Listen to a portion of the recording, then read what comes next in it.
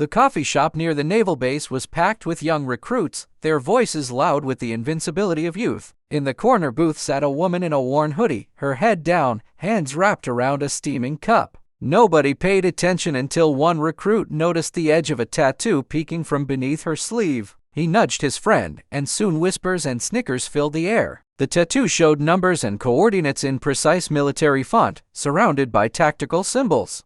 To the untrained eye, it looked like someone trying too hard. One recruit approached her table, emboldened by his friends. "Nice ink," he said mockingly. "Let me guess, got that at some tourist shop? Stolen valor much?" The woman didn't look up. Her fingers tightened around her cup, but she remained silent. His friends laughed louder. Another recruit joined in. "I bet she doesn't even know what those coordinates mean." But what happened next would silence that entire room and teach everyone present a lesson about assumptions that you'd never forget. If you've ever judged someone by appearances, stay with this story, because it's about to change how you see the world. The door opened, and Commander Jason Hayes walked in, his Navy SEAL trident gleaming on his chest.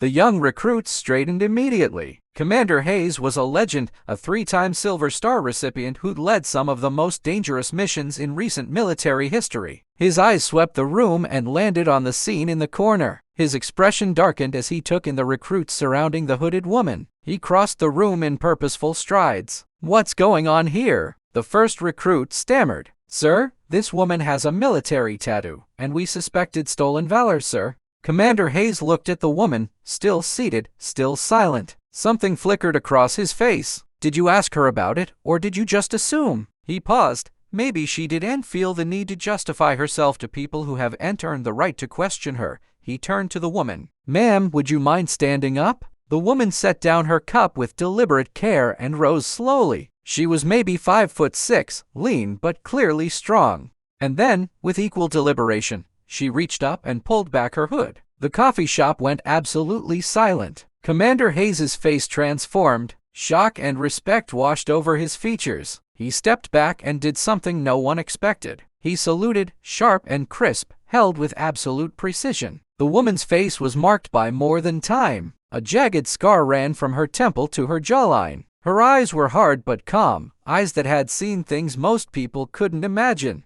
Her hair was cut short, streaked with premature gray, but it was the tattoo on her neck, now fully visible, that made several people gasp. The trident, the Navy SEAL insignia, surrounded by dates, coordinates, and symbols. Operation Neptune Spear, Operation Red Wings, Fallujah, Ramadi, places where legends were made and heroes died. Lieutenant Commander Sarah Chen, Commander Hayes said, his voice thick with emotion. "I didn't recognize you, ma'am," she replied quietly. "I prefer to keep it that way these days, Commander." Her voice was rough, like gravel, the voice of someone who'd screamed orders over gunfire too many times. The recruits looked like they wanted the floor to swallow them. Commander Hayes turned to face them. His expression could have melted steel. "Do you know who you just disrespected?" This woman was one of the first female Navy SEALs. She served 4 tours in Afghanistan and 2 in Iraq. She led rescue operations that saved over 50 American lives. She took shrapnel defending her team and still carried 2 wounded SEALs 3 miles to extraction.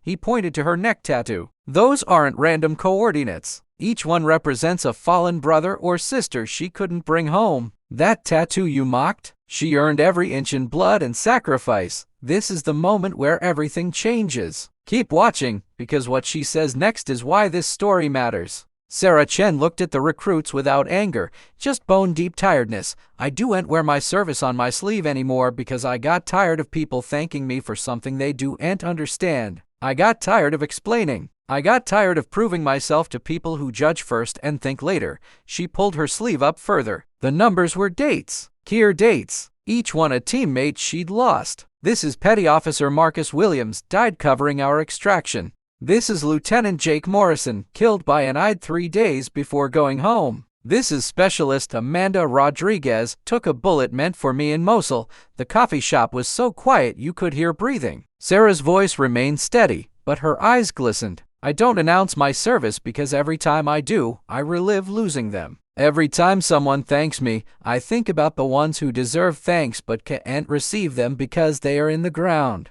She turned to the young recruit. You wanted to know if my tattoo is real? It's more real than anything you've experienced, and I hope you never have to earn one like it. I hope you serve honorably and never have to carry the weight of brothers and sisters who didn't make it back. Commander Hayes stepped forward. Lieutenant Commander Chen retired 3 years ago after being wounded in action for the 4th time. She was awarded 2 silver stars, 3 bronze stars, and a Purple Heart with 3 clusters. She now works at the VA, helping veterans with PTSD, using her experience to save lives in a different way. Sarah pulled her hood back up. I came for coffee before my shift, but these young sailors need to learn something. Don't judge people by what you see. Don't assume you know someone's story. And don't mock someone's service because you might be standing in front of a hero and not know it. She picked up her coffee, nodded to Commander Hayes, and walked toward the door. As she passed the first recruit, she paused. You've got potential, kid, but lose the arrogance. The uniform doesn't make you special. What you do in it does. And then she was gone,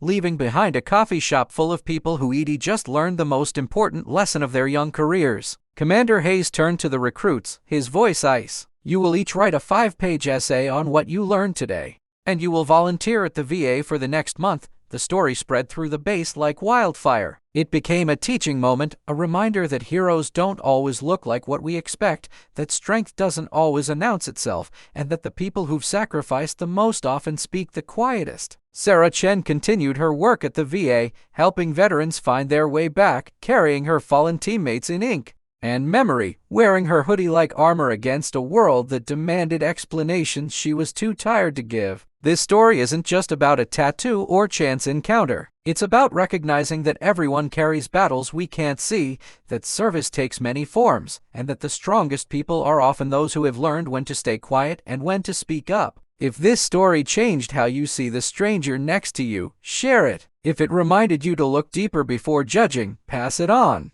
We live in a world too quick to mock and too slow to understand. Be different. Be better. Thank you for listening, and remember, the most powerful stories are often hidden under hoodies, waiting for the right moment to teach us what we need to learn.